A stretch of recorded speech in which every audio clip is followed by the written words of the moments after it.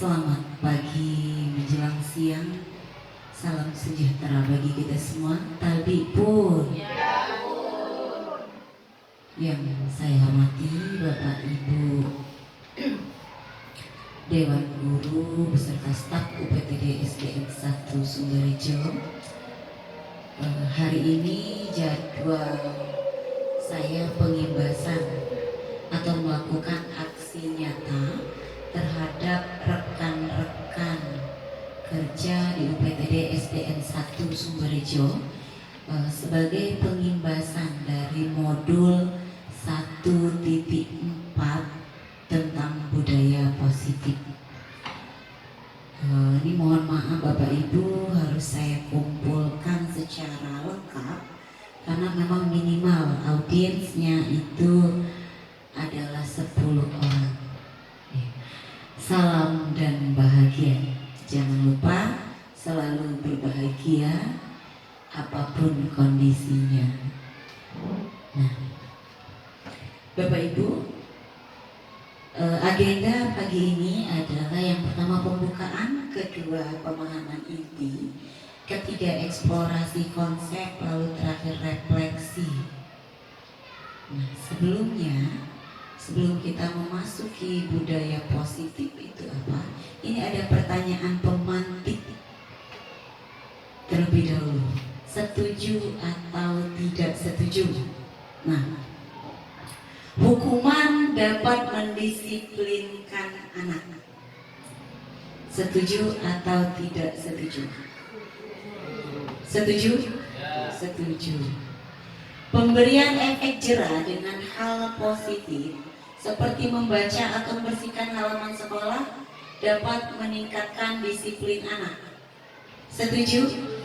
Setuju. Ketiga, memberi hadiah dapat meningkatkan motivasi belajar anak. Setuju. Setuju juga, Bu? Setuju. Oke, kalau setuju. Adapun topik dalam eksplorasi konsep atau budaya positif yang akan kita bahas itu ada 6 poin. Yang pertama, disiplin positif dan nilai-nilai kebajikan universal. Ketiga, teori motivasi, hukuman dan penghargaan serta restitusi. Nah, ini nanti masuk ke yang setuju atau tidak itu. Ketiga, keyakinan kelas. 4, kebutuhan dasar manusia dan dunia berkualitas. Kelima, restitusi, yaitu 5 posisi kontrol guru. Dan keenam itu restitusi, segitiga restitusi. Pembelajaran 1, disiplin positif dan nilai-nilai kebajikan universal. Pertama, perubahan paradigma. Saya meminta silakan secara berpasangan, boleh 2 hadap-hadapan ke teman sebangkunya. Kegiatan kepalan tangan. Nah, Anda dan teman Anda. Sobeklah secari kertas kecil atau tulislah benda atau sesuatu yang sangat berharga untuk Anda. Letakkan di salah satu tangan Anda dan genggam benda atau sesuatu tersebut dengan segala daya. Silakan, misal mau tutup pulpen atau apa. Nah, dilihat.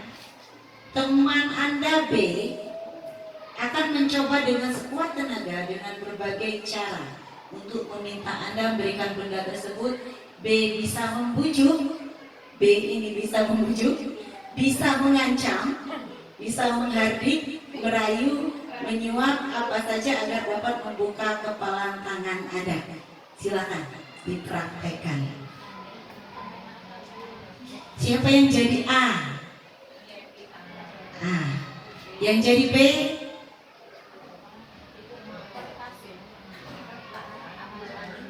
Kertas boleh, benda boleh.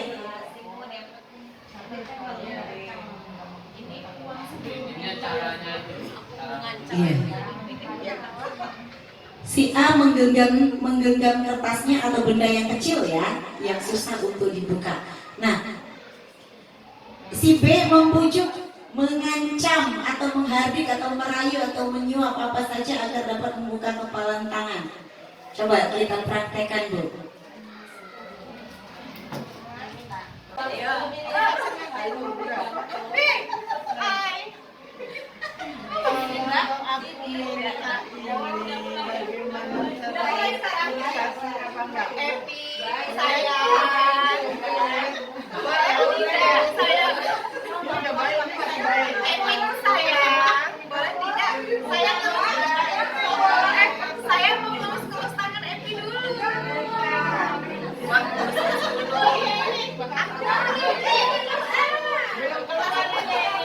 Nah, kalau itu membujuk, mengancam. Nah, diancam nggak bisa, menghardik, dirayu, disuap. Gimana kalau disuap? Kira-kira bukan di ruang makanan gitu. Atau apa saja yang dapat membuka kepalan tangan Anda. Nah, oke. Sekarang apa yang terjadi? Sekarang apa yang terjadi dengan si A? Kira-kira si A membuka kepalan tangannya atau tidak?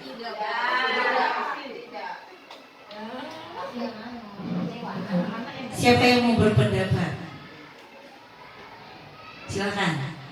Kira-kira ini pengalaman pribadi masing-masing ya. Jadi nggak harus sama. Kira-kira si A ini membuka atau tidak kepalan tangannya? Karena yang ada di kepalan tangan saya itu adalah benda yang sangat berharga, baik mau diancam, dirayu, dibujuk, disuap, dikelitikin, diapain, jangan. Saya genggam erat-erat, Bu. Oke. Begitu. Genggam erat-erat. Ada yang punya pendapat lain? Oh, kalau saya buka misal.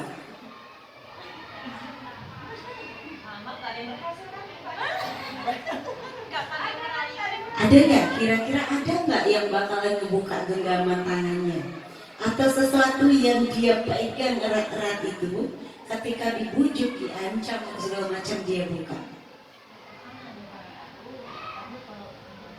Ini mungkin nggak mau buka, tapi kalau anak ada tahu kita ada yang mau, ada yang enggak. Ada yang mau atau enggak? Kalau buat anak, kalau buat anak bisa membuka. Kita iming-iming HP, dia mau buka, anak kita iming-iming. Kesimpulannya apa?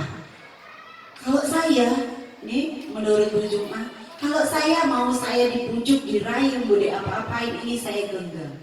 Anggaplah ini adalah suatu keyakinan kita, prinsip yang kita punya. Mau dibujuk, mau di apa, nggak bakal saya ini. Apakah dalam kenyataannya selalu prinsip atau apa keyakinan yang kita genggam itu kita genggam selamanya, tidak bakal kita buka? Tidak. Tidak. Mengapa kalau tidak? Tergantung situasi dan kondisi. Nah, sekarang nilai kebajikan universal. Nilai kebajikan yang diterima secara universal, menyeluruh.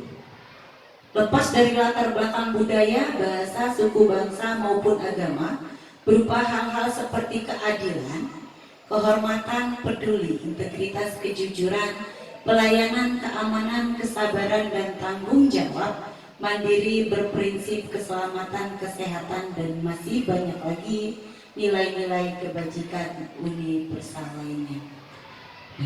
Perubahan paradigma stimulus respon, teori kontrol atau teori pilihan. Siapa sih sesungguhnya yang memiliki kontrol? Kalau menurut stimulus respon, kita mencoba mengubah orang agar berpandangan sama dengan kita. Kalau menurut teori kontrol pilihan, kita berusaha memahami pandangan orang lain tentang dunia. Perilaku buruk dilihat sebagai suatu kesalahan.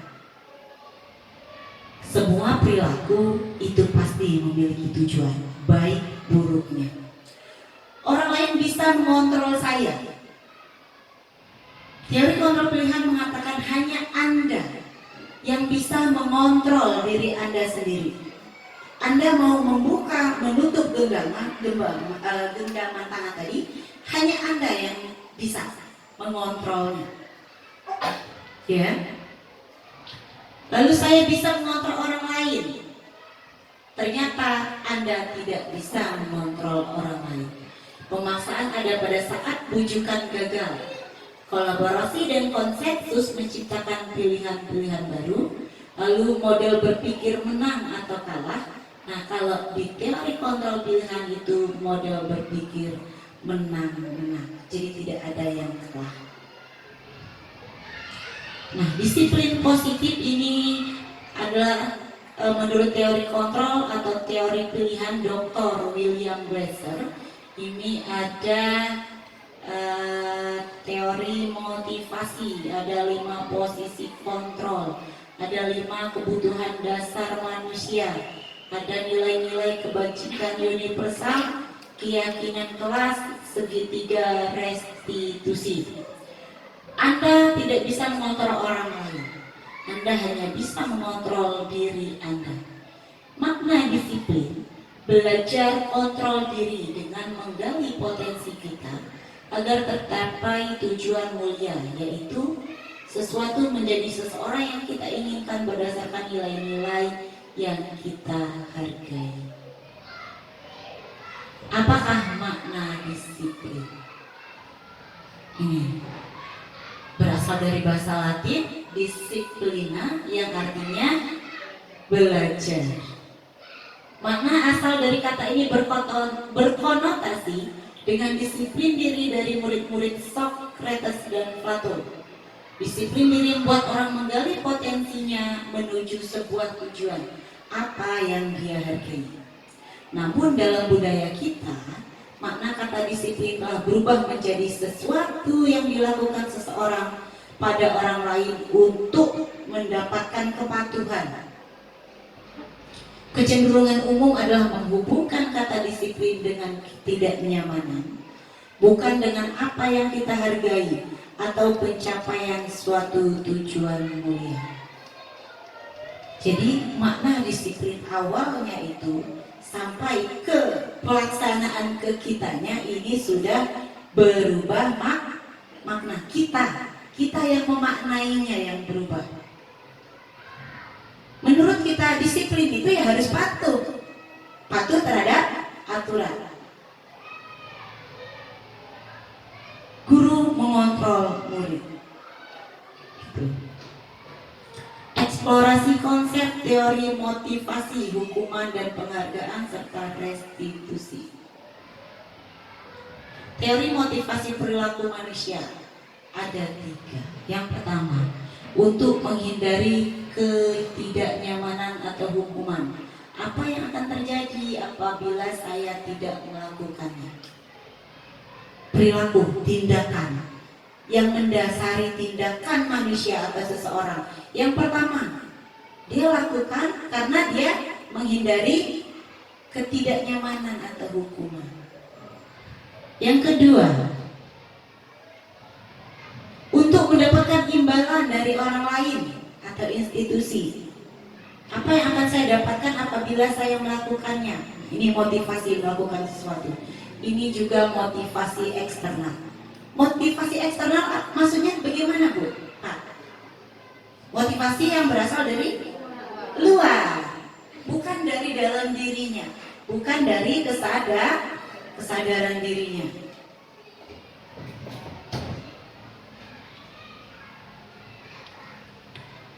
Nah, ini ada motivasi internalnya. Tujuannya disiplin positif untuk menghargai diri sendiri. Saya akan menjadi orang yang seperti apa apabila saya melakukannya. Nih, 3 motivasi perilaku manusia. Ini berdasarkan teorinya ilmuwan. 2 itu motivasi eksternal, berasal dari luar. Yang 1 dari internal, dari dalam, dari kesadaran diri. Merdeka, menurut Bapak Ibu apa artinya? Merdeka itu artinya tidak hanya terlepas dari perintah, akan tetapi juga cakap buat memerintah diri sendiri. Ini menurut Ki Hajar Dewantara. Kalau menurut kita merdeka itu apa sih, Bu? Bebas. Merdeka, bebas. tidak lagi terikat, apalagi merdeka. Padahal merdeka menurut Ki Hajar Dewantara bukan hanya bebas saja, tetapi tetap terikat. Terikat. Tetapi siapa yang mengikat? Diri sendiri. Kita wajib memerintah diri kita sendiri. Dihukum oleh penghargaan, bahwa penghargaan berlaku sama dengan hukuman. Dalam arti meminta atau membujuk seseorang melakukan sesuatu untuk memenuhi suatu tujuan tertentu dari orang yang meminta atau membujuk. Dorongannya eksternal dan ada faktor ketergantungan. Hati-hati dengan pemberian penghargaan ini. Ternyata Bapak Ibu, setelah mempelajari modul 1.4 di program guru penggerak, ada satu hal yang membuat saya mengeluarkan bahasa ternyata bukan hanya hukuman yang bisa ini apa nih bahasanya tadi, tetapi ke penghargaan itu juga ternyata hukuman. Selama ini saya pribadi meyakini penghargaan itu ya positif. Ada nggak kita berpikir bahwa sebuah penghargaan itu bernilai positif murni tanpa ada negatifnya? Ada Bapak Ibu yang pernah berpikir bahwa kita memberikan penghargaan itu ternyata ada nilai negatifnya? Pernah berpikir seperti itu, Bu Ria? Yang bagaimana? Pernah kepikiran pada saat apa tuh? Ternyata penghargaan itu juga memberikan hukuman. Pernah berpikir bahwa penghargaan itu ternyata ya seperti misalnya kita memberikan reward kepada anak kita, anak didik kita lah ya. Anak-anak siapa yang dapat 100 nanti ibu kasih coklat atau coklatos. Rupanya anak-anak ini gimana caranya mendapatkan nilai 100? Ada yang malah mencontek. Jadi bukan dari mereka mau ingin berusaha sendiri saya mendapat 100, itu karena saya bisa, saya mau coklat itu, tapi ada yang menghalalkan segala cara.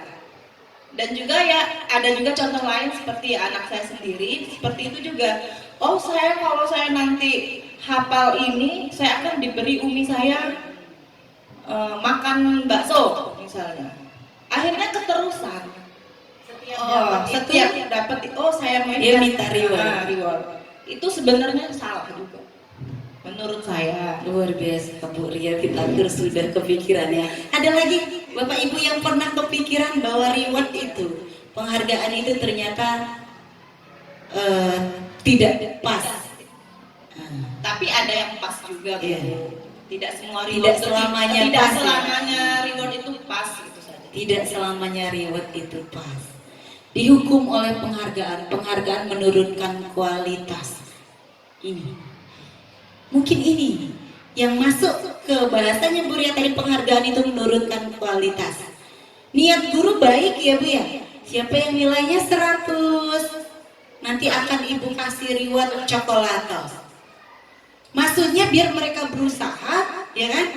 Berusaha maksimal, belajar dengan baik segala macam, biar nilainya bagus. Ternyata sisi negatifnya dia menghalalkan segala cara. Ada anak seperti itu, misal mencontek atau apa gitu ya, menyalin buku temannya dan lain sebagainya. Nah ini ada penghargaan mematikan kreativitas, ada penghargaan mengurangi motivasi intrinsik. Ini dia. Selain itu menarik bagi saya adalah saat mempelajari tentang motivasi perilaku manusia terkait dengan penghargaan. Saya baru mengetahui bahwa ternyata penghargaan memiliki dampak negatif ada dampak negatifnya bagi siswa. Penghargaan menghukum.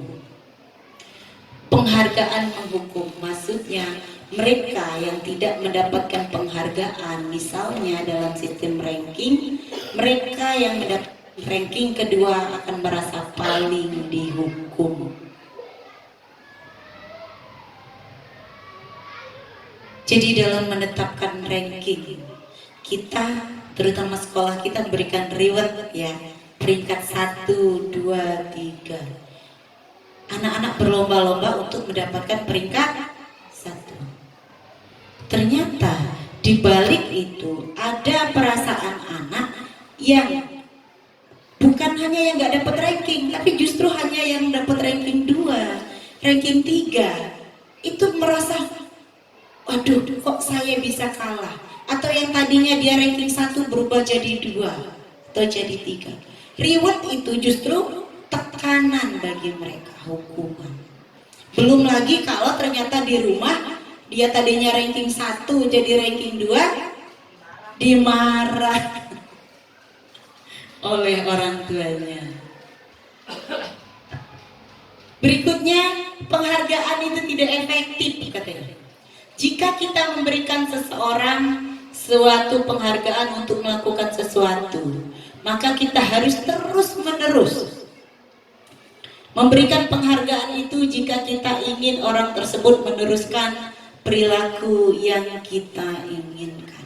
Sekali kita mengiming-imingi, contohnya anak kita tadi ya Bu Ria ya, akan terus-terusan dia. Gimana kalau tidak kita berikan lagi?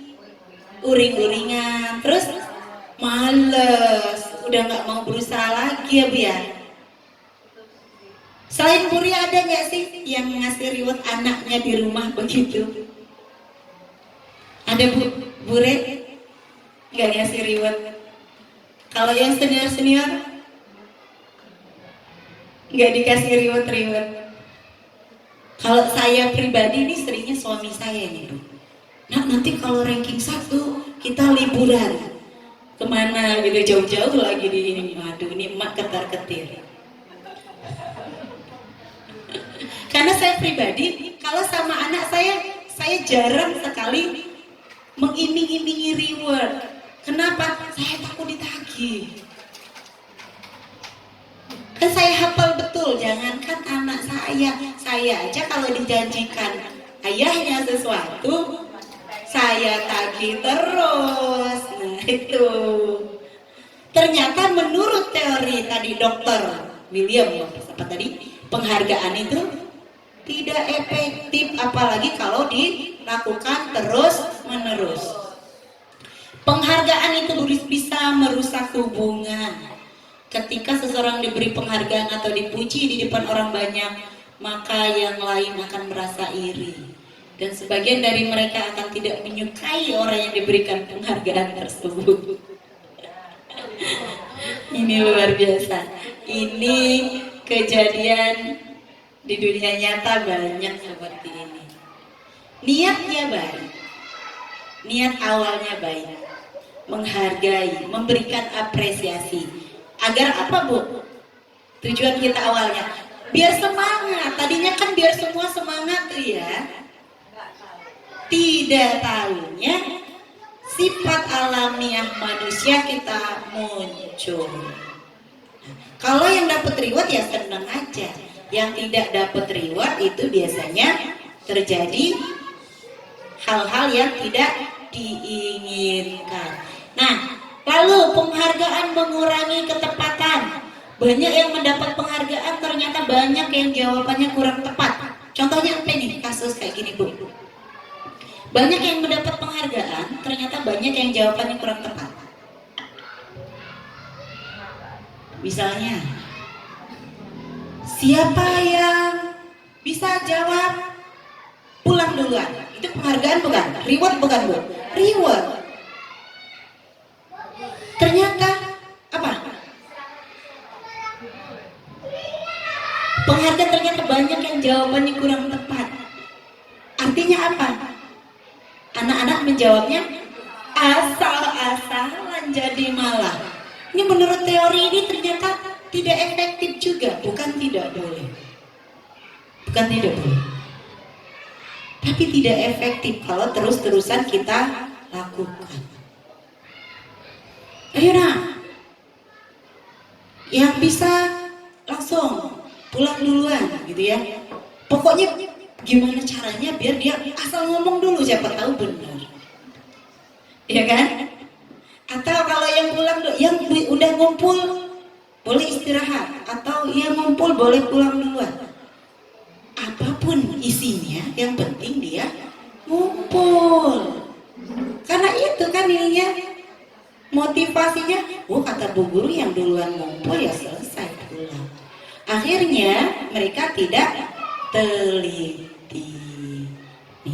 Mungkin kalau sesekali boleh. Cuma kalau kita selalu menggunakan pola yang sama, itu ternyata tidak efektif. Penghargaan menurunkan kualitas. Yang mendapat penghargaan hasil kinerjanya berhenti berkembang. Mereka yang tidak mendapat penghargaan terus berupaya mengasah diri menjadi lebih baik. Ini kalau di teori yang ini dia biasanya katanya yang berkecimpung di media-media begitu. Kalau contoh yang di modul. Penghargaan mematikan kreativitas. Penelitian menunjukkan bahwa pekerjaan seni atau sebuah penulisan cerita menjadi kurang kreatif bila dijanjikan sebuah hadiah atau penghargaan.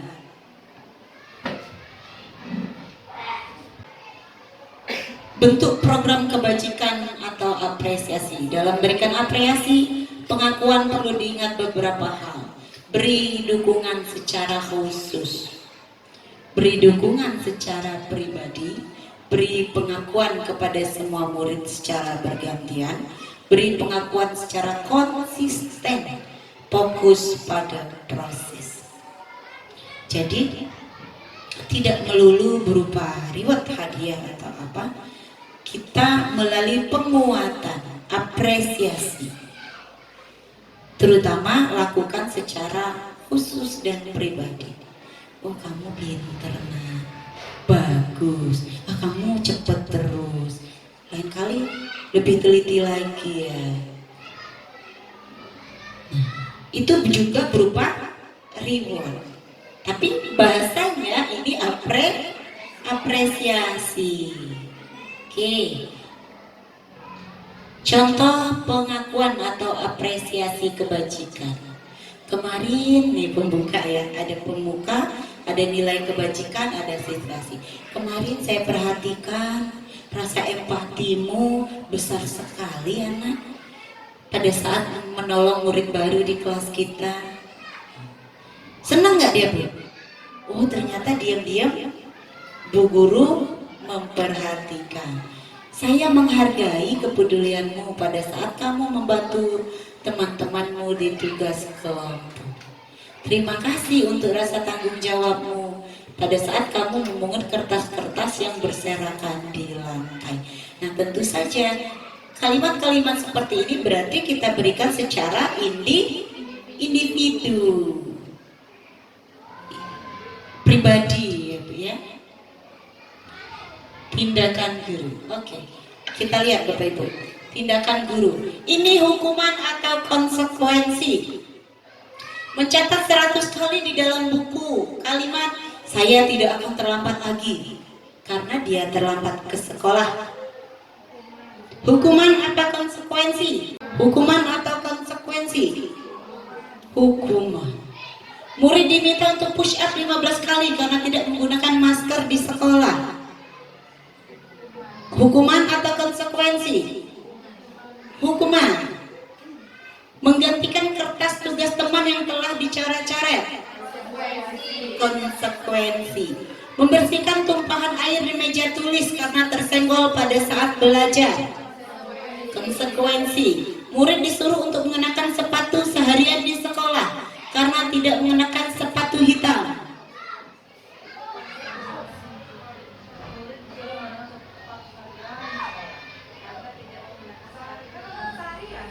Seharian, maksudnya seharian di sekolah. Konsekuensi atau hukuman? Konsekuen. Lari mengelilingi lapangan basket 2 kali karena terlambat 10 menit untuk pelajaran PJOK. Hukuman atau konsekuensi? Hukuman atau konsekuensi? Konsekuensi. Sekarang saya tanya, apa sih beda hukuman sama konsekuensi? Siapa yang bisa? Silakan. Menurut pendapatnya. Silakan. Bu Epi, coba. Silakan. Kalau menurut saya Bu ya, kalau hukuman itu sesuatu yang harus atau sudah ditetapkan atau peraturan sudah ditetapkan dan harus dipatuhi. Kalau konsekuensi itu kayak imbas dari apa yang sudah kita larang, yang sudah kita dilakukan. Misalkan peraturan itu kayak lari mengelilingi lapangan basket karena terlambat 10 menit karena pelajaran PJOK.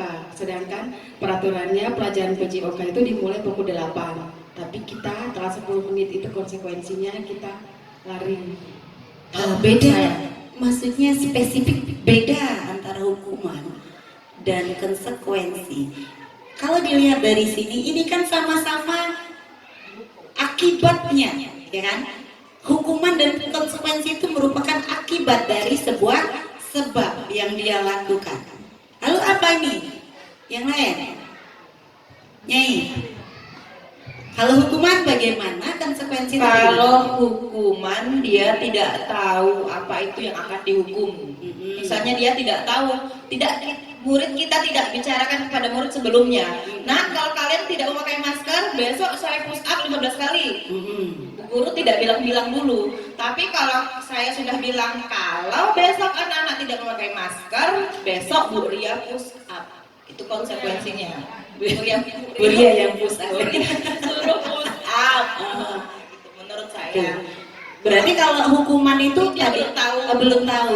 belum disepakati sebelumnya. Kalau konsekuensi sudah kita kasih tahu. Kalau kalian tidak memakai masker, besok Bu Ria suruh push up. Oke, lagi ada nih, masih dikit lagi. Apa sih antara hubungan kaitan sebab akibat antara hukuman dan konsekuensi ini? Yuk, lari mengelilingi lapangan basket 2 kali karena terlambat 10 menit pelajaran PJOK.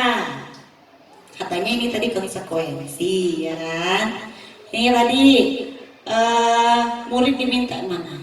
Menggantikan kertas tugas teman yang telah dicoret-coret. Katanya konsekuensi. Terus lari mengelilingi lapangan basket 2 kali karena terlambat hadir di sekolah. Katanya ini tadi hukuman. Sama-sama bertanggung jawab. Ini sama-sama dituntut ya. Akibatnya dari sebab yang dia lakukan ini sama-sama dimintai pertanggungjawabannya. Tapi kalau beda antara hukuman dan konsekuensi,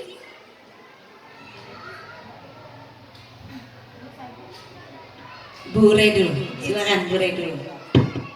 Dikit ya Bu ya, ini motif sedikit. Kalau hukuman di sini adalah bentuk tanggung jawabnya seseorang yang bisa jadi anak atau kita terhadap pelanggaran yang sudah kita lakukan terhadap peraturan atau norma yang sudah disepakati atau sudah ada. Nah, kalau konsekuensi itu bentuk tanggung jawabnya kita terhadap perbuatan itu. Kita sudah melakukan itu, jadi kita melakukan konsekuensi atau tanggung jawab apa yang sudah kita lakukan terhadap pelanggaran itu. Kalau hukuman kan dia sudah mungkin berbentuk peraturan, misalkan kayak kita kan ada kelas, peraturan kelas, perjanjian. Nah, di situ kita melakukan ada hukumannya. Nah, itu kita mau tidak mau anak harus melakukan. Tapi kalau konsekuensi itu sebenarnya hampir sama, cuman tapi dia tidak ada peraturan, lebih ke apa ya? Pribadi ya. Ya, umpamanya dia jatuhin 11 orang, dia pecah, dia tak ganti, dia pribadi. Itu Sudah boleh. Coba kalau ini apa? Bujung udah Sebenarnya oke, menurut- tapi kayaknya dikit lagi ya. Sebenarnya menurut saya hampir sama sih Bu sebagian besar. Kalau hukuman itu adalah suatu tindakan yang diberikan kepada seseorang karena dia telah melanggar peraturan atau telah melakukan suatu kesalahan.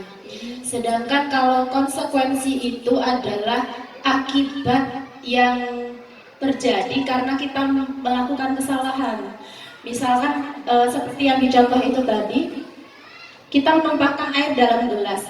Nah, konsekuensinya kita membersihkannya. Nah, itu akibatnya karena kita menjatuhkan air dari gelas tersebut. Terima kasih. Terima kasih semuanya, pendapatnya oke semua, dan sebetulnya itu sudah sedikit lagi ya.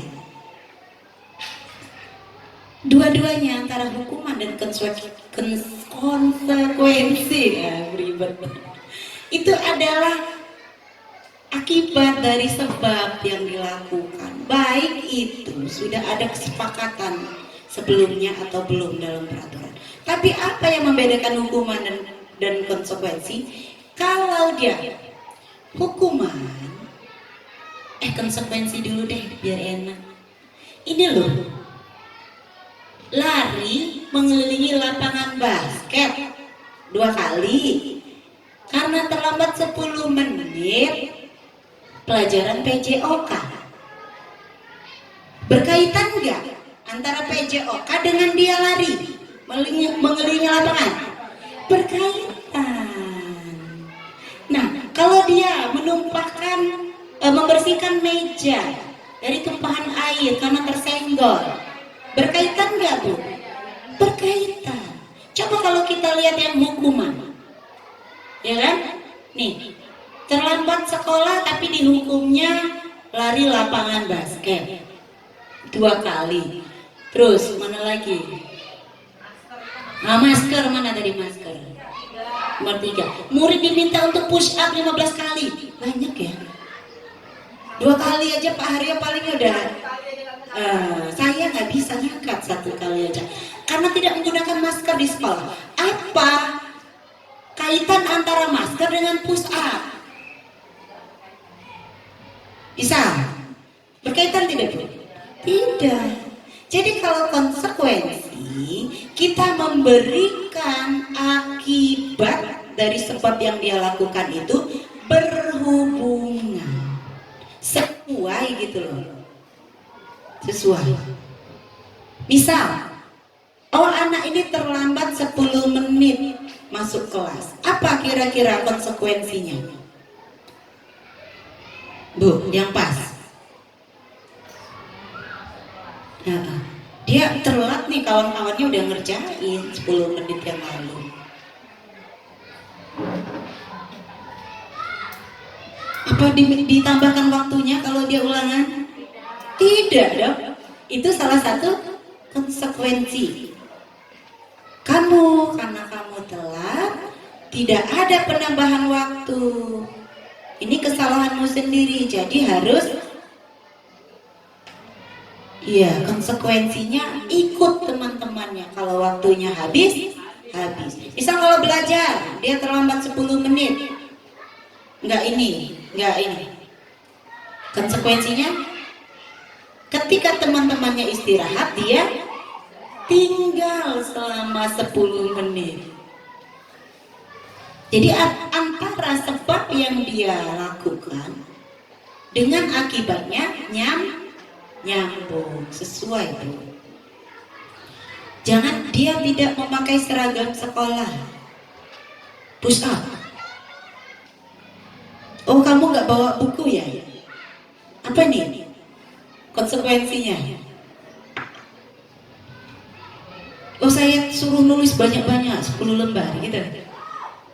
Pas nggak Bu? Gitu. Apa konsekuensinya kalau tidak bawa buku? Misal apa nih yang pas? Menyalin soal, semua soal. Bisa. Kalau teman-temannya di LKS itu misal dia semua teman-temannya tinggal jawaban dia nyalin soal. Itu pas nggak?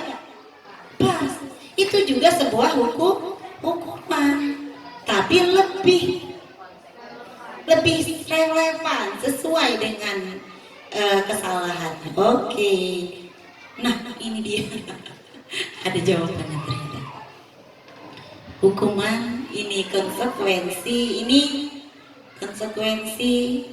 ini ternyata hukuman, Bu. Konsekuensi. Kemudian perbedaan hukuman dan konsekuensi. Hukuman sesuatu yang menyakitkan harus terjadi. Kalau konsekuensi, sesuatu itu harus terjadi. Membuat anak sakit fisik maupun hati untuk jangka waktu lama, terutama kalau tidak sesuai itu tadi ya. Membuat anak merasa tidak nyaman dalam jangka waktu pendek saja. Anak membenci kedisiplinan, anak menghargai disiplin. Hukuman itu bersifat paksaan, wajib. Kalau ini stimulus, tanggapan. Mendorong anak menyakiti diri sendiri, mendorong anak agar mudah menyesuaikan diri. Konsep diri yang buruk, konsep diri yang baik. Anak belajar untuk menyembunyikan kesalahan. Anak belajar untuk mematuhi peraturan. Marah, rasa bersalah, dipermalukan, merasa tidak dihargai. Kehilangan hak, dibuat tidak nyaman, diasingkan hanya untuk sementara. Kalau dia sudah memenuhi konsekuensinya, dia sudah balik lagi ke kelompoknya. Ini ada identitas sukses, ada identitas gagal.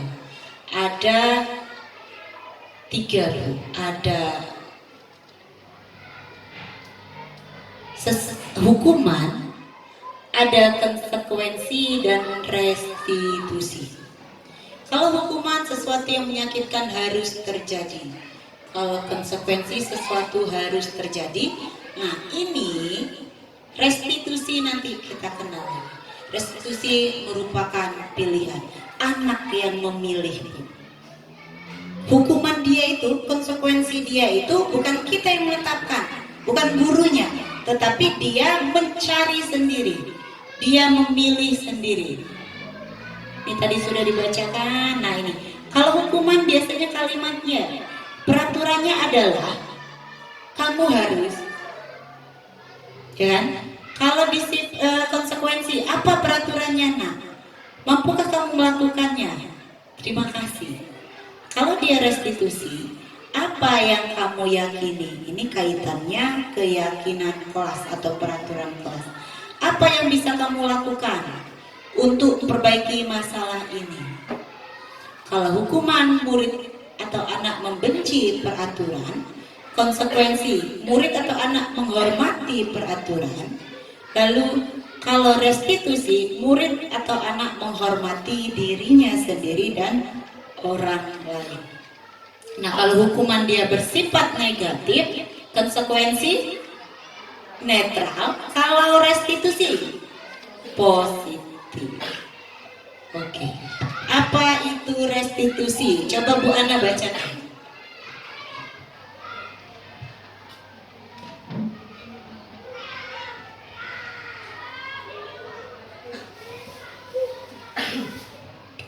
Restitusi adalah proses menciptakan kondisi bagi murid untuk memperbaiki kesehatan di depan ya Bu ya. Yang paling depan ini.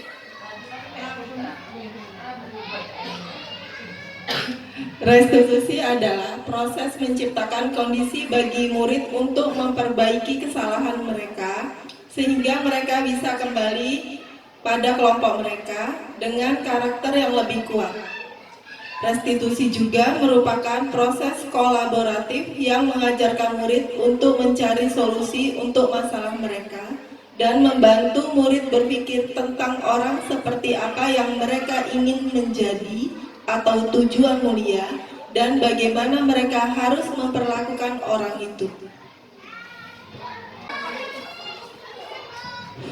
Apa itu restitusi? Restitusi adalah proses menciptakan kondisi bagi murid untuk memperbaiki kesalahan mereka, sehingga mereka bisa kembali pada kelompok mereka dengan karakter yang lebih kuat. Restitusi juga merupakan proses kolaboratif yang mengajarkan murid untuk mencari solusi untuk masalah mereka dan membantu murid berpikir tentang orang seperti apa yang mereka ingin menjadi atau tujuan mulia dan bagaimana mereka harus memperlakukan orang lain. Gosen 2004. Restitusi itu artinya anak mencari penyelesaian masalah yang mereka buat, mencari sendiri apa nih yang akan mereka lakukan. Guru hanya memfasilitasi, guru hanya mendorong, mengarahkan. 9 ciri-ciri restitusi, bukan untuk menebus kesalahan, namun untuk belajar dari kesalahan. Kedua, memperbaiki hubungan. 3, tawaran, bukan paksaan. Restitusi menuntun untuk melihat ke dalam diri. Restitusi mencari kebutuhan dasar yang mendasari tindakan. Restitusi diri adalah cara yang paling baik. Fokus pada karakter, bukan tindakan. Fokus pada solusi. Restitusi mengembalikan murid yang berbuat salah pada kelompoknya. Mengapa tidak peraturan saja? Mengapa harus keyakinan kelas? Pertanyaan pertama, mengapa kita memiliki peraturan harus menggunakan helm bila mengendarai kendaraan roda 2? Biar apa Bu pakai helm?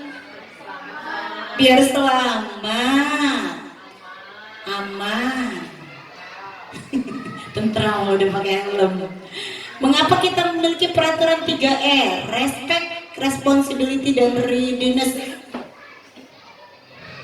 Apa ini respect? Perhatian ya. Biar apa? Hormat, menghormati orang lain. Nah, mengapa kita memiliki peraturan harus datang tepat waktu pada saat kapanpun? Biar disiplin. Nah, untuk mendukung motivasi intrinsik kembali ke nilai-nilai atau keyakinan, lebih menggerakkan seseorang dibandingkan mengikuti serangkaian peraturan. Nih, tadi saya sudah melaksanakan pembentukan keyakinan kelas. Mengapa bukan peraturan katanya, tetapi keyakinan kelas, sekolah atau kelas? Kalau peraturan dia gimana Bu? Beda peraturan dan keyakinan kelas yang dibuat anak. Kalau peraturan biasanya terpaksa ya Bu ya. Biasanya anak-anak hanya tinggal ngikut aja. Yang buat siapa biasanya peraturan? Guru, sekolah ya. Sekolah. Peraturan sekolah, anak-anak wajib mengenakan seragam anu, hari anu, seragam anu. Datang tidak boleh terlambat. Apalagi harus mengikuti tata tertib dan lain sebagainya. Nah, kalau keyakinan kelas yang dibuat bersama anak-anak, kesepakatan dengan anak-anak bersama-sama. Kita bersama-sama anak membentuknya. Mereka pengennya apa? Peraturan seperti apa yang mereka inginkan? Oh, harus menghormati sesama atau menghormati orang lain dan diri sendiri. Peraturan yang sudah dibuat itu menjadi keyakinan. Artinya kalau keyakinan, mereka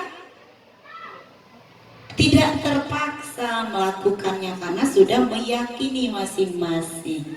Nah, dalam pembentukan keyakinan sekolah atau kelas, nih, keyakinan kelas bersifat lebih abstrak daripada peraturan yang lebih rinci dan konkret. Jadi kalau peraturan tuh lebih detail ya Be, rinci banget sampai peraturan tuh sampai banyak. Saking banyaknya guru aja tidak hafal. Apalagi anak-anak. Kalau kalau keyakinan kelas tuh lebih sedikit gitu ya. Keyakinan kelas berupa pernyataan universal. Pernyataan keyakinan kelas senantiasa dibentuk dalam bentuk positif. Keyakinan kelas hendaknya tidak terlalu banyak sehingga mudah diingat dan dipahami oleh semua warga kelas. Keyakinan kelas baiknya suatu yang dapat diterapkan di lingkungan tersebut. Semua warga kelas hendaknya ikut berkontribusi dalam pembuatan keyakinan kelas lewat kegiatan curah pendapat, bersedia meninjau kembali keyakinan kelas dari waktu ke waktu.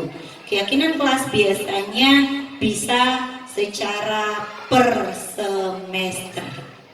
Misal semester ini kita di awal tahun ajaran baru kita buat keyakinan kelas, nanti ketika mau semester 2 kita tinjau kembali. Apa nih yang ternyata tidak efektif, tidak pas? Perlukah kita membuat keyakinan kelas baru? Nah ini budaya positif, ada lingkungan yang positif, keyakinan kelas, lalu dia ada peraturan kelasnya. Yang mana yang merupakan keyakinan kelas?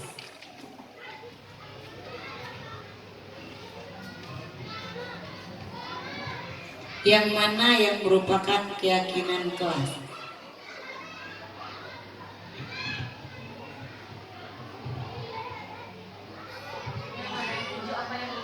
Ya, ini atau ini? Ya, ini. Kenapa kok yang ini keyakinan kelas?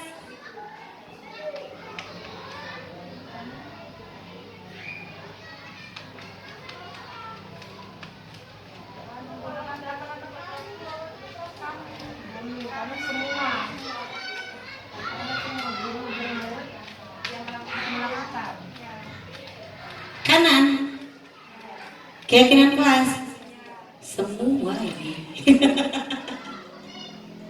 Ini semua ini.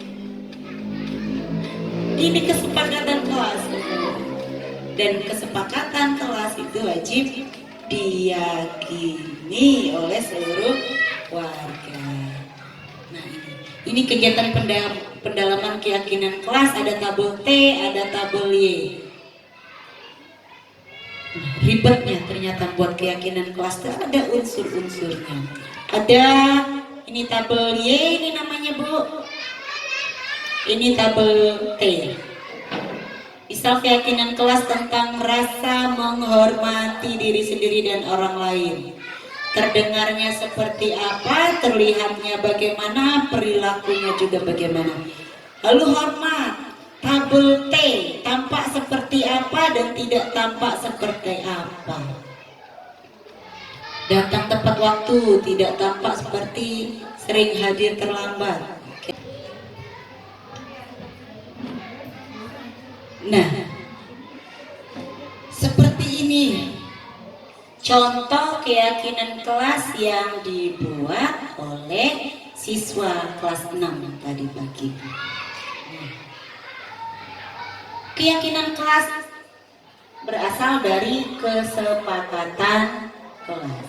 Artinya peraturan yang dibuat itu melibatkan seluruh warga kelas. Seluruh anak wajib kita libatkan.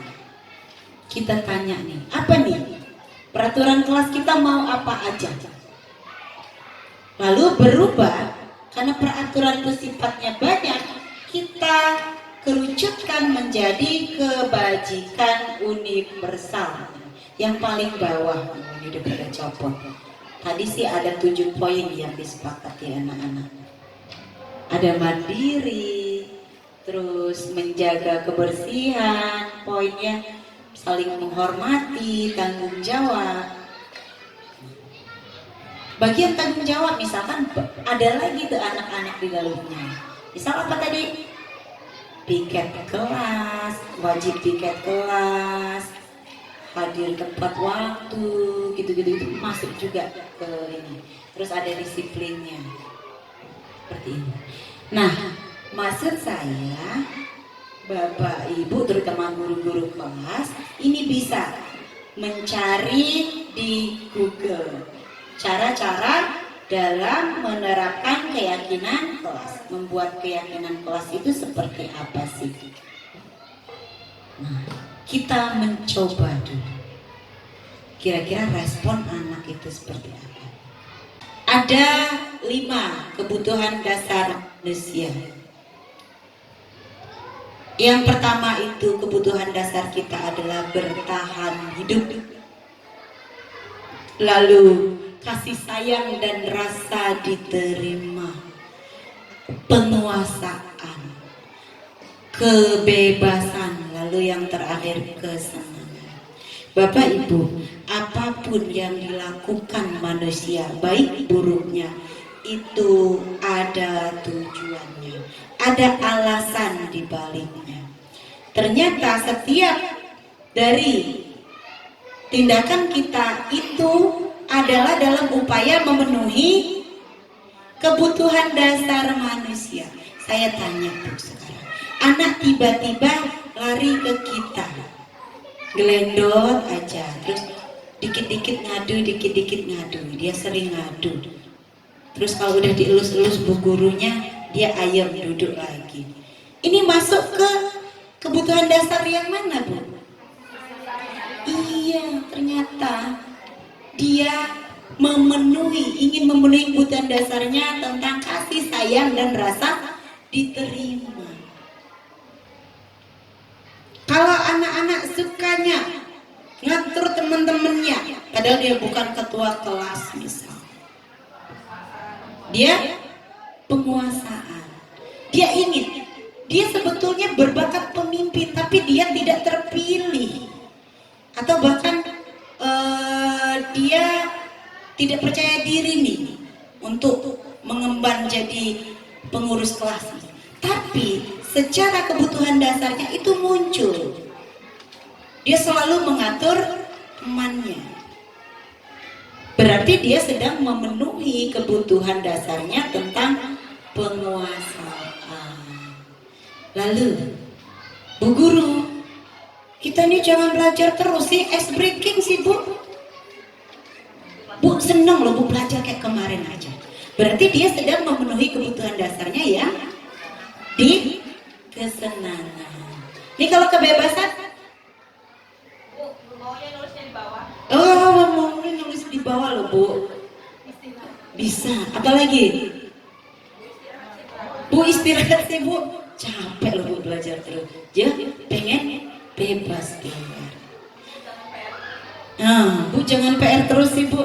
Itu juga dia memenuhi kebutuhan dasarnya itu kebebasan. Ingat Bu, segala tindakan manusia, bukan hanya anak-anak, kita pun juga itu dalam rangka memenuhi 5 kebutuhan dasar. Coba saya tanya lagi nih, tak pindahin 5 kebutuhan dasar tadi. 5 kebutuhan dasar manusia. 1,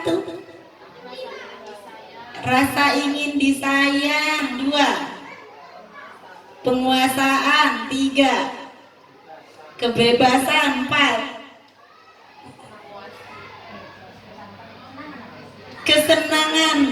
5, bertahan hidup. Tuh. 5 posisi kontrol. Nah Bu, kita sebagai guru ternyata kita selama ini mempunyai 5 posisi kontrol di kelas, di murid kita atau di rumah pun Bu. Yang pertama posisi kontrol kita sebagai penghukum. Kedua, pembuat rasa bersalah. Ketiga, sebagai teman. Keempat, sebagai pemantau. Kelima, sebagai seorang manajer. Nah, penghukum, pembuat rasa bersalah, teman dan pemantau ini posisi kontrol dari luar. Nih, kalau yang dari dalam ini yang manajer. Ini bisa dilihat tuh. Penghukum. Motivasinya guru berbuat. Penghukum ya, menghardik, menunjuk-nunjuk, menyakiti, menyindir. Guru berkata, kalau kamu tidak melakukannya, awas ya. Besok kalau kamu nggak bawa, awas. Besok kalau yang nilainya tidak memenuhi kriteria, awas, tidak naik kelas. Haknya, apa ini? Hasil. Memberontak, muridnya memberontak, menyalahkan orang lain, berbohong. Kalau misal yang tidak mengerjakan PR dihukum, misal gitu ya, dia berbohong, pura-pura ngerjain ya kan. Kalau kita nggak ngecek, dia diam aja. Kaitan dengan dunia berkualitas, murid meletakkan guru di luar dunia berkualitas.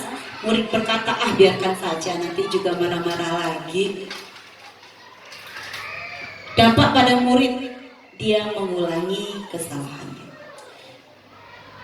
Siapa di antara kita secara jujur dari hati nurani sudah pernah melakukan posisi kontrol menghukum?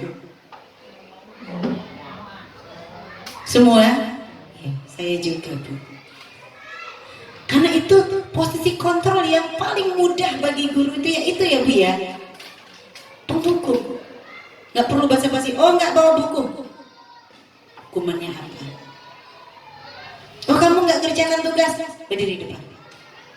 Nggak panjang-panjang ya. Nggak panjang-panjang. Lalu kalau pembuat orang merasa bersalah, ini biasanya gurunya ceramah. Ya Allah, gak kasihan sama ibu kamu nih kamu gak kasihan kamu sama emak kamu udah capek-capek tuh jadi TKW ya kan, ngumpulin duit kamu sampai sini gak bener segala macam. Ciri-cirinya apa? Nada suara bersahabat, lebih dekat, sentuhan fisik biasanya, tetapi dia mengeluarkan kata-kata yang membuat murid merasa gagal. Dia merasa dia yang menyebabkan itu, ya kan? Lalu teman, siapa yang belum pernah di posisi pembuat orang merasa bersalah? Pernah juga, pernah juga. Sekarang teman, membuatkan alasan-alasan untuk murid. Ayolah, lakukan ini demi ibu. Masa kamu tidak mau? Ingat tidak ibu pernah bantu. Hasilnya ketergantungan. Dampak pada murid lemah, tidak mandiri, ini tergantung. Sekarang yang pemantau, guru menghitung dan mengukur. Nah, kamu telat ya? Apa peraturannya? Dia hasil menyesuaikan diri bila diawasi. Kalau tidak diawasi, ia tidak bisa dikontrol.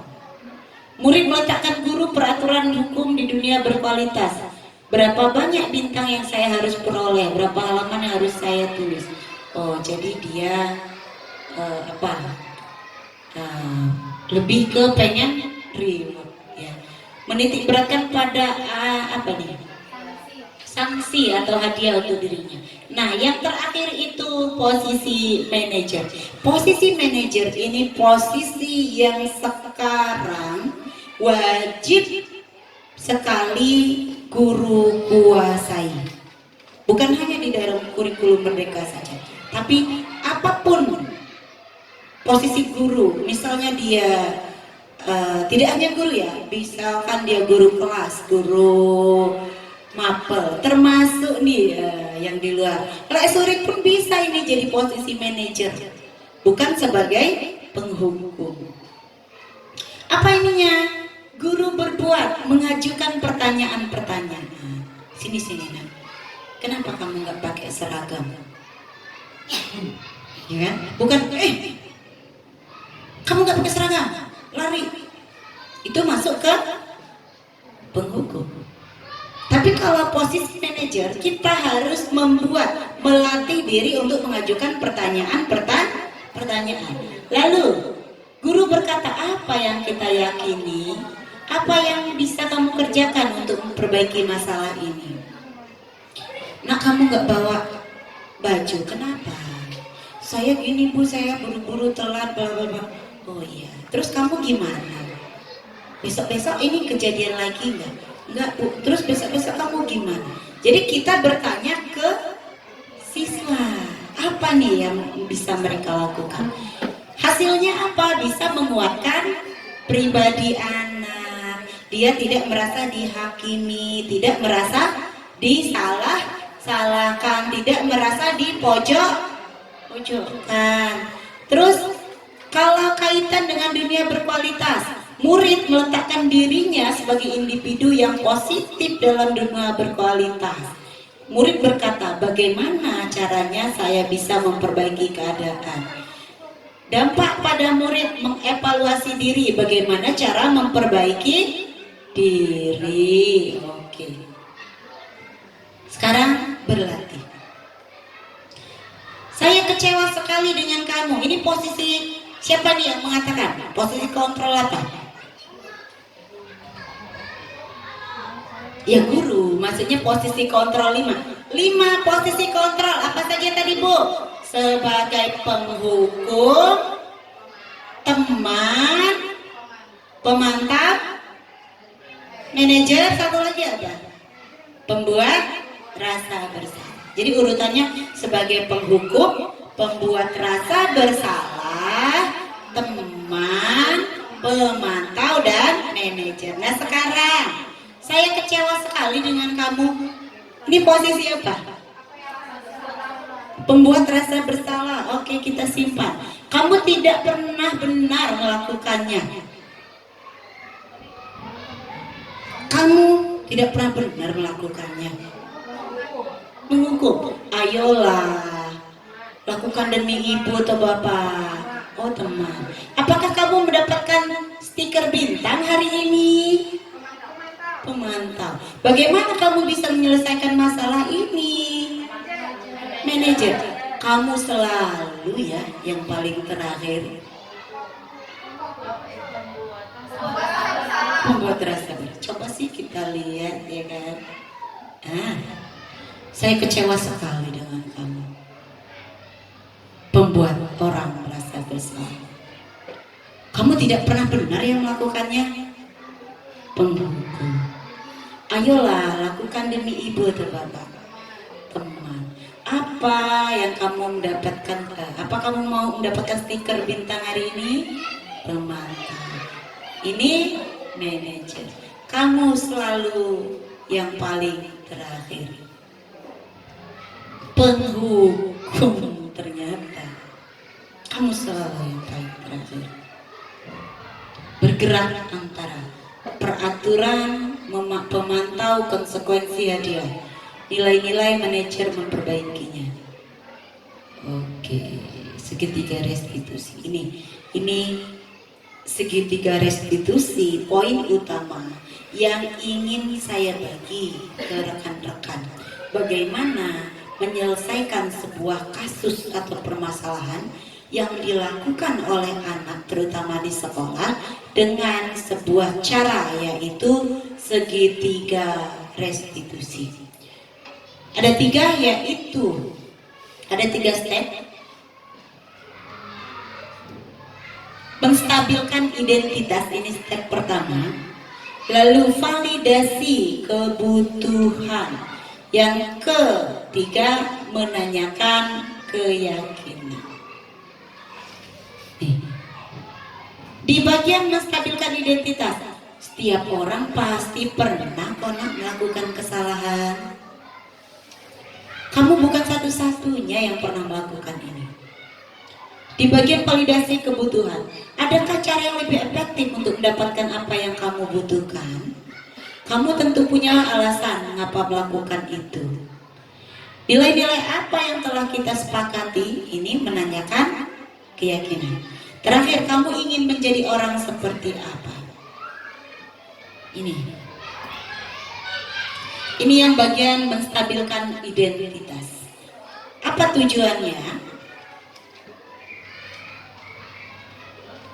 Untuk membuat anak yang merasa gagal karena berbuat salah menjadi positif terhadap dirinya. Guru berkata, berbuat salah itu hal yang manusiawi. Ini kalimat-kalimat yang bisa kita ucapkan, Bu, dalam segitiga restitusi bagian menstabilkan identitas. Tidak ada manusia yang sempurna. Bapak Ibu juga buat salah kok. Kita pasti bisa menyelesaikan permasalahan ini. Bapak Ibu tidak tertarik untuk mencari tahu siapa yang benar, siapa yang salah. Bapak Ibu lebih tertarik untuk menyelesaikan masalah. Kalau kamu menyalahkan dirimu sendiri terus-menerus, apakah kamu bersikap baik pada dirimu sendiri? Ini kalimat-kalimat yang bisa kita ucapkan dalam menstabilkan identitas. Jadi ketika anak berbuat salah, Bu, jangan langsung menghakimi. Langsung tanya. Ada apa sih, Nak? Apa sih sebenarnya yang terjadi? Gini loh, Bu. Saya ini gini, dia itu begitu. Oh, begitu. Berbuat salah itu hal yang manusiawi. Nah, kita mulai. Apa tujuan kalimat ini, Bu? Pak, menenangkan. Ini menenangkan dia dulu. Kalau dia merasa tenang dan merasa mengerti, gurunya mengerti nih posisi saya tidak menyalahkan, dia akan bersifat lebih terbuka dengan kita. Kalau dia sudah merasa nyaman, merasa dimengerti, merasa terbuka, maka enak untuk diajak berdiskusi dan mencari solusi bagi dirinya sendiri. Coba, Bu, nanti kita terapkan, praktekkan, atau berdasarkan pengalaman Bapak Ibu. Anak kalau langsung kita tembak kesalahannya, biasanya malah tidak mau jujur, tidak mau mengakui, karena takut semakin dimarah, semakin disalahkan ya. Enggak, ini nanti saya malah nambah dihukum biasanya. Validasi kebutuhan, membantu murid mengenali basic need atau kebutuhan dasar yang ingin dipenuhinya ketika melakukan kesalahan itu. Pada dasarnya setiap tindakan manusia tujuannya adalah memenuhi basic need. Apakah itu? Power, kekuatan, freedom, kebebasan, love and belonging, cinta dan kasih sayang serta penerimaan, fun, kebahagiaan, kesenangan, survival,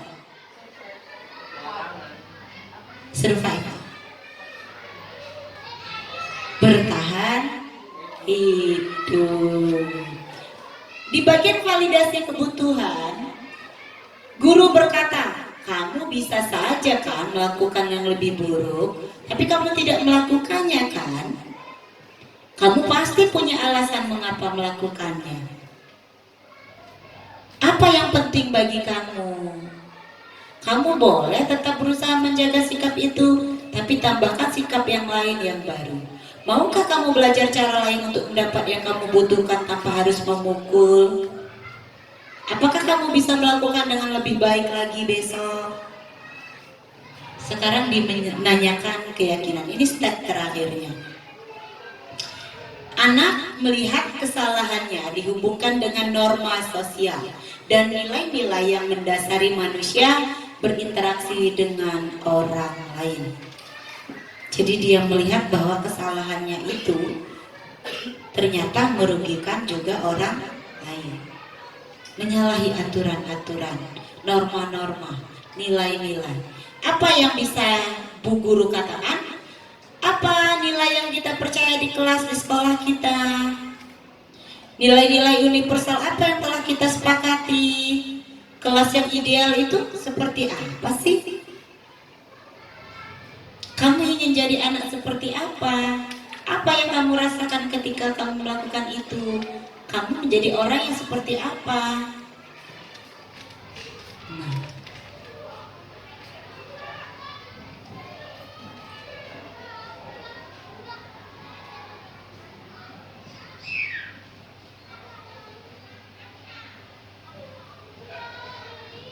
Oke.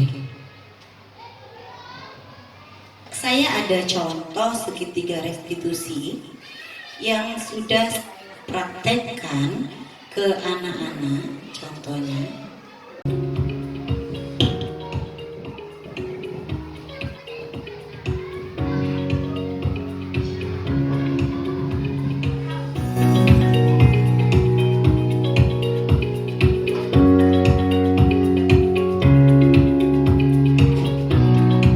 ini hanya contoh kasus ya Bu ya.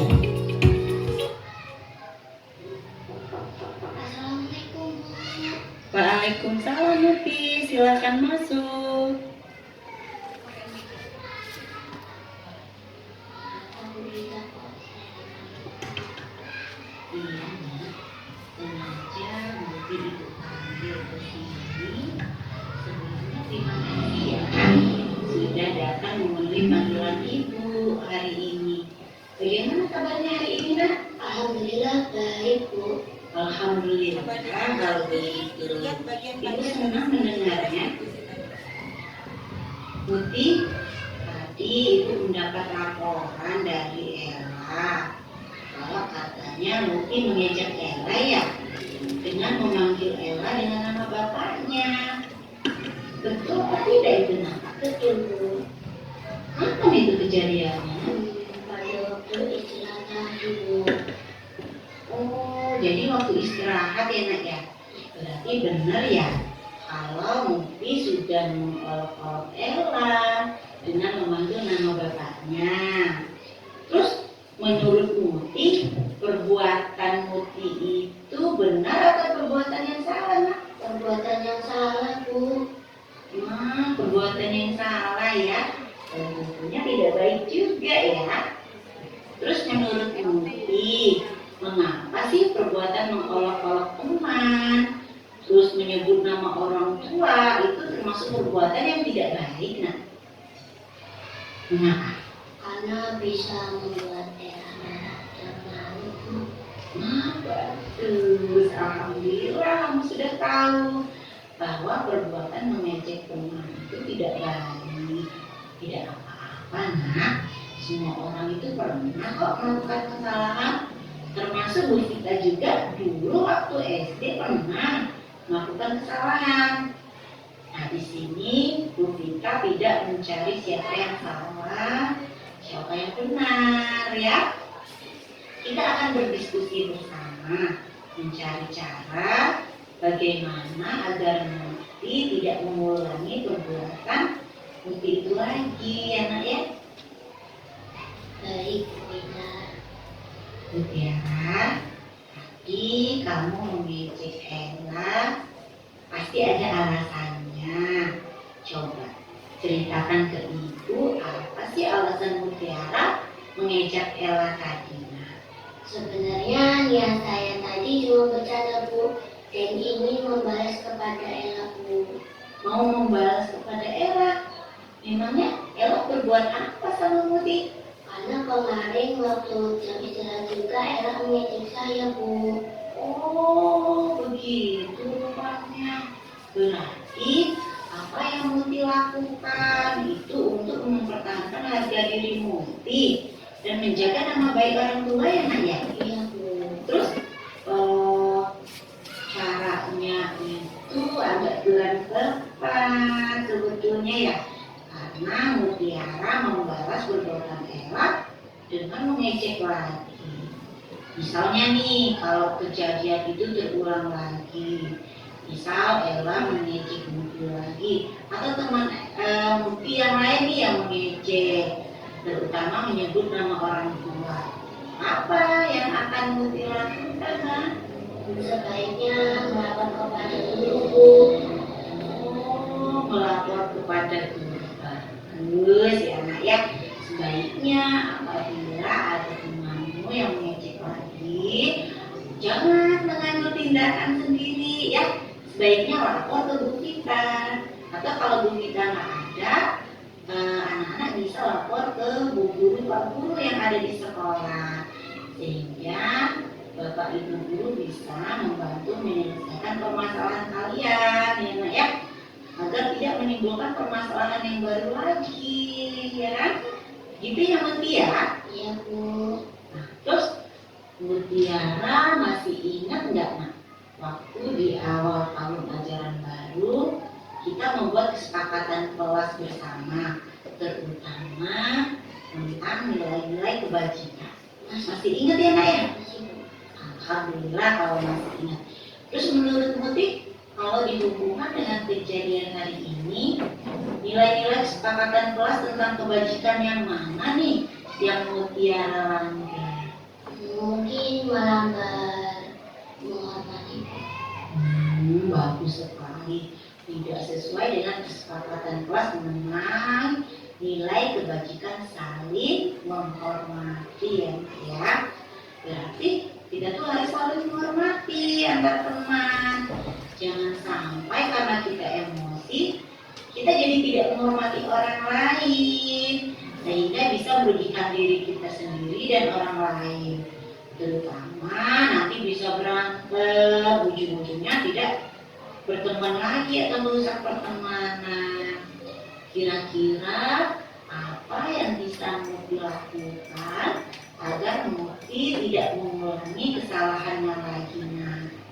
Saya akan meminta maaf kepada Ella Bu, lalu berjanji untuk tidak mengejek teman saya lagi. Hanya itu saja nak? Saya juga akan mengingatkan teman-teman untuk tidak saling mengejek dan harus saling menghormati Bu. Bagus Mutiara, kamu sudah tahu apa yang harus kamu lakukan, ya nak ya. Nah, kira-kira kapan nak kamu mau mulai melakukan hal yang kamu ucapkan tadi? Nanti ketika masuk kelas Bu. Bagus, kalau Mutiara mau memulainya hari ini. Iya Bu. Nah, sudah cukup diskusi kita hari ini. Tadi nak Mutiara sudah berbuat salah, tapi tahu kesalahannya apa, terus sudah menemukan solusinya untuk memperbaiki kesalahannya agar kedepannya tidak mengejek temannya lagi. Terima kasih ya Mutiara, kamu boleh kembali masuk kelas. Terima kasih Bu Fitra, saya izin masuk kelas. Ya silakan nak.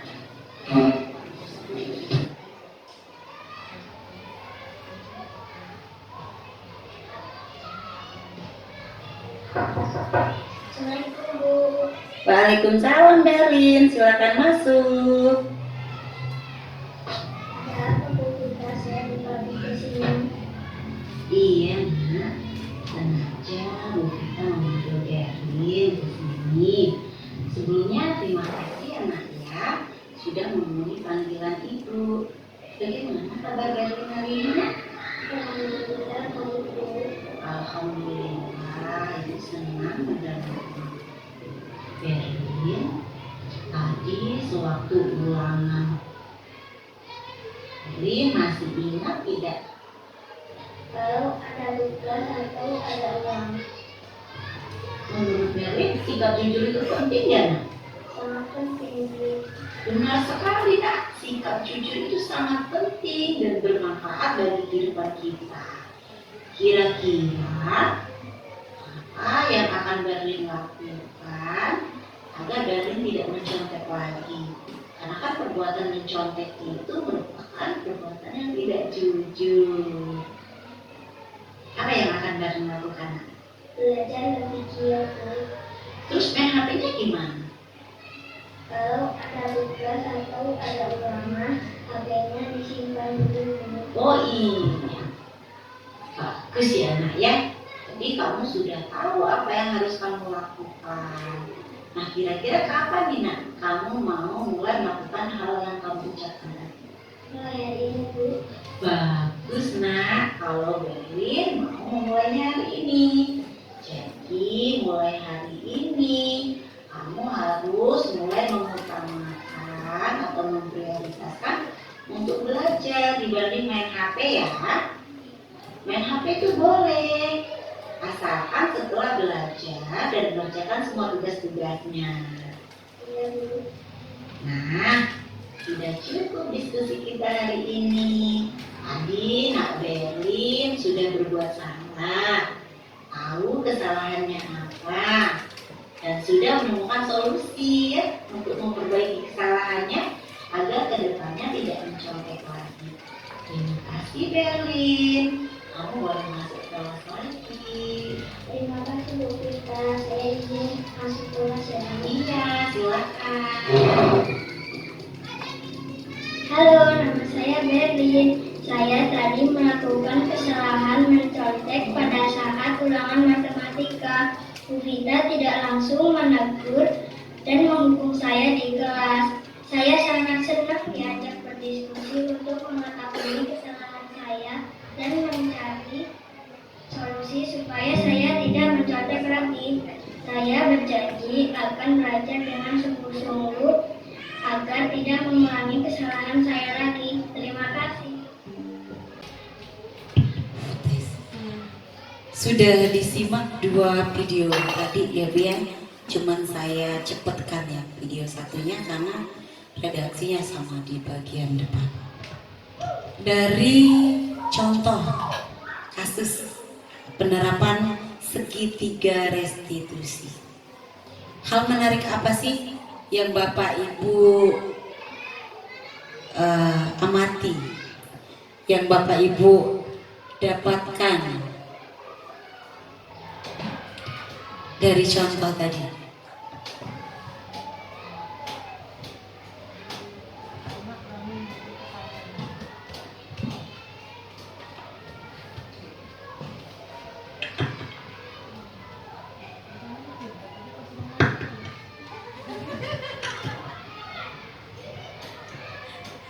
Hal menarik yang didapatkan dari contoh kasus video restitusi tadi. Dari contoh yang diberikan kepada 2 anak tadi, mereka berani mengakukan kesalahannya. Mengakui kesalahannya. Terus ada lagi hal yang menariknya Bu? Pak Aryo?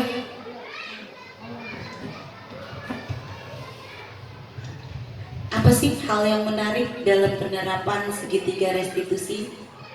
Yang menarik yang saya tangkap dari video tersebut, terutama dari pendekatan gurunya, itu yang satu. Yang kedua, gaya bicara untuk menanyakan dari gurunya tersebut kepada anak, sehingga tidak memberikan tekanan psikis kepada anak tersebut. Yang ketiga, jawaban dari anak tersebut memberikan kebebasan untuk memberi istilahnya, mengungkapkan yang sebenarnya seperti itu. Artinya kalau dia memang berbuat salah, dari guru yang bertanya dia berani mengungkapkan hal-hal yang benar kalau memang dia itu bersalah. Seperti itu. Ya. Ada lagi? Di luar itu ada satu poin penting. Kenapa segitiga restitusi dalam pemecahan masalah itu berbeda dengan pemecahan masalah kita seperti biasa-biasanya? Ada loh poin pentingnya di situ.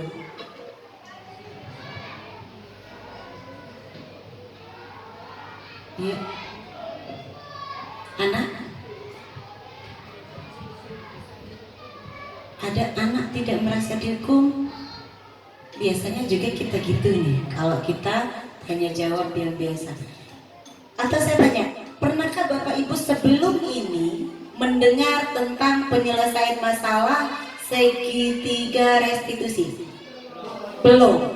Nah, hal menarik adalah mungkin nih dari step dari menstabilkan identitas ya, validasi tindakan yang salah, terus tadi menanyakan keyakinan kelas. Ada nggak dari ketiga itu kalimat-kalimatnya yang sering nih sebenarnya kita lakukan? Ada ya? Terutama di bagian kalimat mana Bu? Biasanya. Biasanya di kalimat ayo cerita ke Bu Guru. Ibu nggak marah kok. Biasanya kita gitu kan? Ibu nggak marah. Ibu nggak bakal nyalah-nyalahin. Apalagi? Validasi kesalahan. Apalagi? Biasanya yang kita lakukan. Dari step-step kalimat yang saya inikan tadi, ada nggak sih yang udah ibu terapkan sebelumnya? Walaupun belum mengenal segitiga restitusi? Ada. Apa tuh kalimat yang bagaimana? Apa yang terjadi, nak? Terus?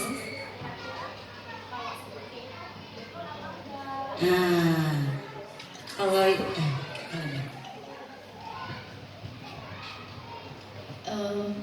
dalam kegiatan kami sehari-hari pasti sudah ada yang kami lakukan ya Bu ya, dalam kalimat-kalimat misalkan apakah kesalahan ini betul atau tidak, nak? betul tidak? Beneran ini terjadi gitu ya? Iya betul. Terus? Kemudian apakah hal tersebut betul atau tidak dilakukan? Yang tadi udah Ibu ya. Kemudian kira-kira kalau kamu digitukan betul atau salah gitu. Betul atau salah. Terus? Apakah betul kamu melakukan ini, nak? Gitu. Terus? Kronologi sudah tadi. Tapi saya rasa yang belum pernah dilakukan itu justru dari hasilnya. Hasilnya karena kami belum menerapkan kesepakatan kelas itu tadi. Selain kesepakatan kelas, belum menerapkan apa sih kita sebelum mengenal restitusi ini? Diskusi, itu udah diskusi ini tadi sama anak. Belum menerapkan keyakinan kelas itu tadi, Bu? Belum. ya, keyakinan kelas belum. Satu lagi, interaksi sudah. Kita ngobrol, tanya jawab itu interaksi. Apa nih? Bagian akhir loh. Di bagian akhir. Refleksi. Kembali.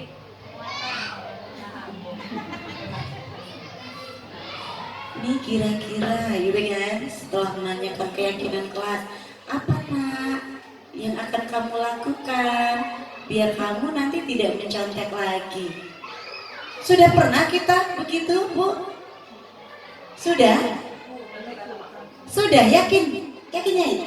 Kalau sudah berarti Bu Sana sudah menerapkan segitiga restitusi. Tetapi belum tahu kalau itu namanya segitiga restitusi. Iya. Istilahnya nih baru familiar, tapi kami sudah melaksanakan. Ya, karena kalau saya secara pribadi, ini kok kalimatnya familiar ya gitu. Saya sering kalau manggil anak, kenapa? Gimana? Besok kamu gimana biar nggak kayak gitu? Tetapi kita nggak tahu kalau kita sedang menerapkan yang namanya segitiga restitusi. Nah, Bapak Ibu, menarik tidak pemecahan masalah dengan segitiga restitusi ini? Kira-kira susah nggak sih untuk diterapkan? Insya Allah tidak. Kalau tidak, saya pengen lihat hasilnya nih. Kira-kira prakteknya ke anak-anak. Kira-kira prakteknya ke anak-anak sudah betul tidak nih? Tahapan Bapak Ibu dalam menerapkan segitiga restitusi. Dalam bentuk apa kita? Output dari pengimbasan ini di segitiga restitusi.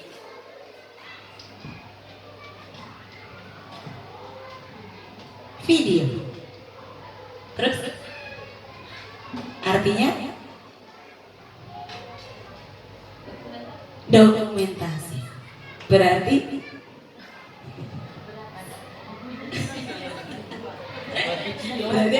buat video. seperti yang tadi dicontohkan kita. Kalau tidak praktek, maka kita tidak akan tahu. Tahapan saya ini udah benar belum ya? Ya, mengenal dulu, kita praktekkan dasar dulu. Nanti kalau ini kalimatnya ini, nanti udah nggak perlu kamera lagi. Ketika ada permasalahan, langsung diterapkan segitiga restitusi. Begitu alurnya. Ini adalah hasil yang ingin dicapai dalam pengimbasan tentang segitiga restitusi. Kira-kira ini kapan mau kita lihat hasilnya masing-masing dulu? Saya kasih tenggat waktu kapan nih? Terakhir, hal apa yang mengubah paradigma saya yang saya dapatkan tentang materi keseluruhan hari ini? Ada yang mau berpendapat? Refleksi dari pembelajaran kita hari ini, Bu? Hal apa sih yang mengubah paradigma saya yang saya dapatkan? Atau jangan-jangan nggak berefek apa-apa ini tadi? Setelah materi yang banyak ini kan, nggak berefek apa-apa. Berarti paradigmanya tidak ada perubahan walaupun dikit. Ini pakai ini Bu Re, biar terlihat, biar terdengar di. Hal apa sih yang menarik? Simpel bahwa sebelum kita menilai atau menentukan orang atau anak tersebut salah atau tidaknya, kita harus terlebih dahulu mendengarkan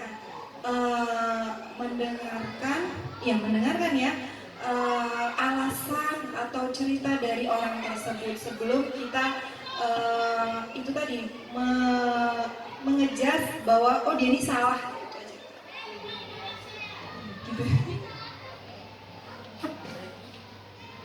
Si control manager tadi ya. Ada lagi?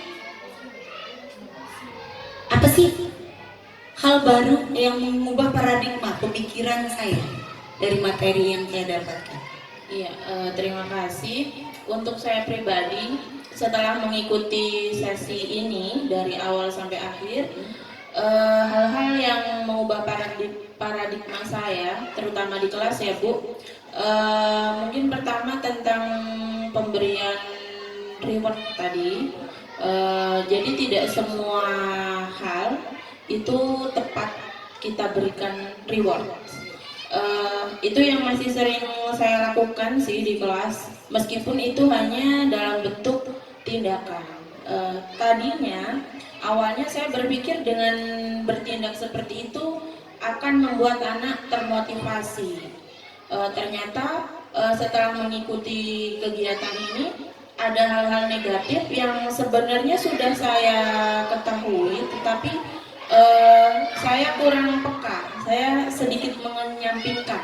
Contohnya, ketika anak-anak mendapatkan nilai tertinggi di antara teman-temannya yang lain, saya akan memberikan reward berupa ucapan, berupa kata-kata itu di depan teman-teman yang lain.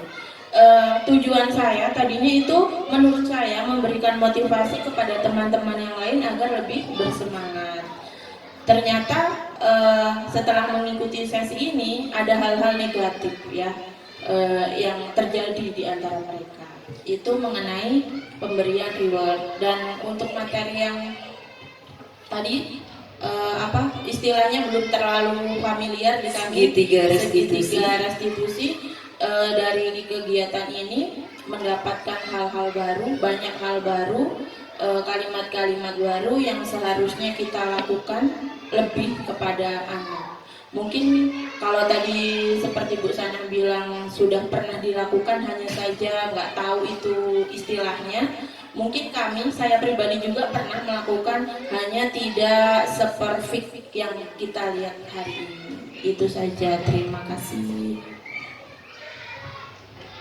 Oke, terima kasih. Itu tadi ya, terutama tentang ribet. Tujuan kita sih fokusnya ke arah yang baik. Kita ingin anak yang lain tuh lebih termotivasi gitu ya Bu Mun ya. Ternyata ada dampak-dampak negatifnya juga. Terutama kalau hal itu kita lakukan terus-terusan atau berulang. Nomor 2, perasaan apa yang muncul selama mengikuti sesi ini? Khususnya mengenai makna disiplin dan motivasi intrinsik. Hal apa yang muncul?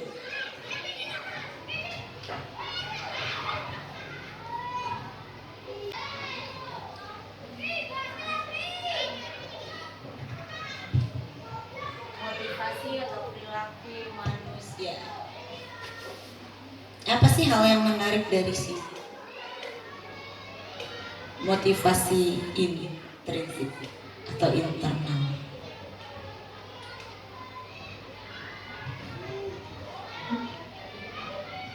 Selama ini kita melakukan peraturan-peraturan itu apakah memang dari kesadaran diri ataukah dari motivasi eksternal?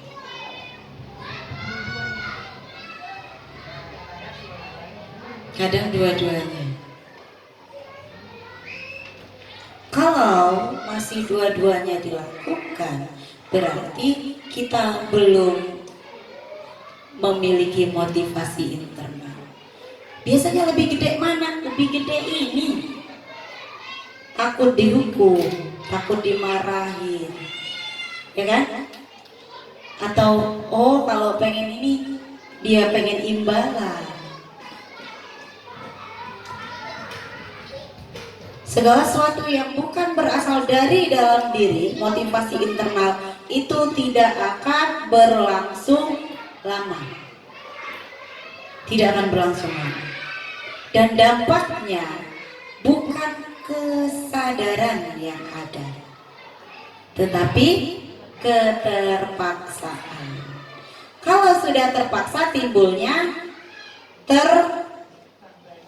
tertekan, terbebani. Ketika saya membaca materi ini juga, selama ini yang saya lakukan berarti motivasi diri saya lebih ke motivasi eksternal dibanding ke internalnya. Dan kita berusaha untuk ke arah sana nih, menumbuhkan motivasi internal. Bukan tidak bisa, tapi kita harus berusaha lebih kuat. Oke. Nomor 3, peran Among seperti apakah yang saya telah lakukan selama mengikuti sesi ini? Peran guru seperti apa sih kita? Setelah baca tadi, apakah saya perannya sebagai teman, penghukum, pemantau, apakah sebagai manajer, apa pembuat rasa bersalah? Semua. Sudah sampai tahap manajer. Luar biasa. Suatu saat seperti itu. Manajer tapi tidak sampai selesai. Yang segitiga restitusi itu fungsi kontrolnya sebagai seorang manajer. Tapi dia betul-betul dari awal sampai akhir itu tahapannya dilakukan. Menghukum iya. Kira-kira ini sebagai penghukum akankah terus kita pertahankan itu, Bu? Setelah tahu ini gak lagi ya. Jadi yang lebih ideal yang mana? Manajer. 3, Bu. Teman, pemantau, atau manajer. Yang ideal itu manajer. Tapi sewaktu-waktu kita bisa berubah jadi teman, bisa sebagai pemantau. Fleksibel. Karena yang bernilai positif itu tiga posisi kontrol itu. Saya akan menjadi Among yang seperti apakah setelah mengikuti modul ini? Nah, tadi saya sebagai manajer, berusaha nih jadi manajer. Ya, gestur tubuhnya kalau sebagai manajer itu ke anak-anak hangat, ya, suara lembut, bersahabat. Ya, jangan dilembut-lembutin juga kalau kita nggak lembut. Lembut sama lembut itu berdasarkan karakter suara ya Bu ya. Tapi maksudnya kasar enggak, itu omongan kan gitu. Lah kayak saya yang nggak lembut mau dilembut-lembutin kan agak bingung saya.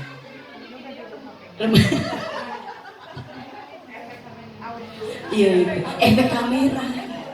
Ya. Nah, alhamdulillah. Terima kasih, Masya Allah. Alhamdulillah Bapak Ibu, selesai sudah pengimbasan saya kali ini tentang budaya positif. Mudah-mudahan kedepannya kita saling berkolaborasi, berkontribusi untuk kelas sekolah kita masing-masing menerapkan budaya positif. Nah, ini tadi output. Nah, salah satu output dari pengimbasan ini adalah menerapkan segitiga restitusi. Mau saya lihat langsung atau saya lihat videonya? Pelaksanaannya dibuat aja, dibuat skenario aja. Dibuat skenario aja. Biasanya masalahnya apa nih di kelas? Boleh. Mau kayak gitu diangkat kasusnya ya kan? Terserah di kelas boleh di.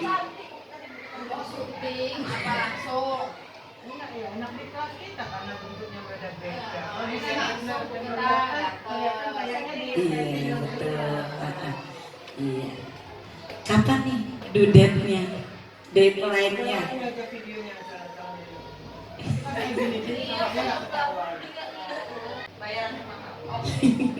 Oke, kapan nih? Seminggu, 2 minggu? Dalam bulan November lah. Dalam bulan November. Ini sudah tanggal berapa nih? 21. Berarti awal November ya? Minggu pertama November itu harus sudah ada hasilnya masing-masing videonya. Oh, saya kirimkan di grup masing-masing Pak. Oke, terima kasih atas kerjasamanya Bapak Ibu. Selesai sudah pengimbasan aksi nyata saya tentang budaya positif. Saya akhiri billahi taufiq wal hidayah. Wassalamualaikum warahmatullahi wabarakatuh. Yang punya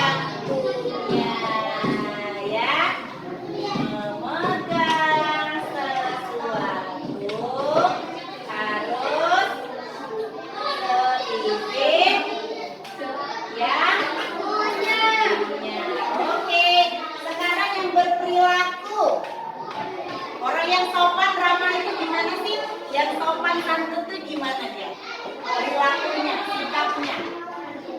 Selalu baik. Apa lagi saya? Ramah, ya kan? Ramah apa lagi nak? Selalu memberikan lagi loh, selalu mengucap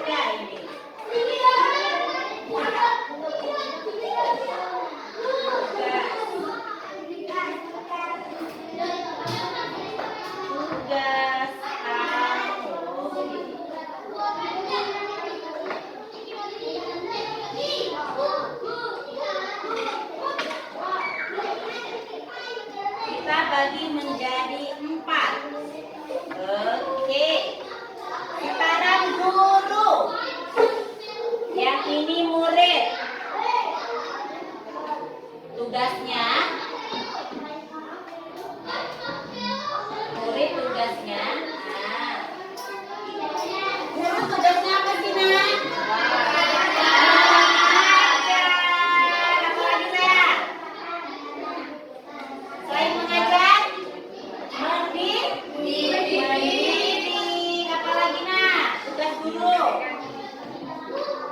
Kalau kamu jawab pertanyaan, kalau kamu nanya tugas guru,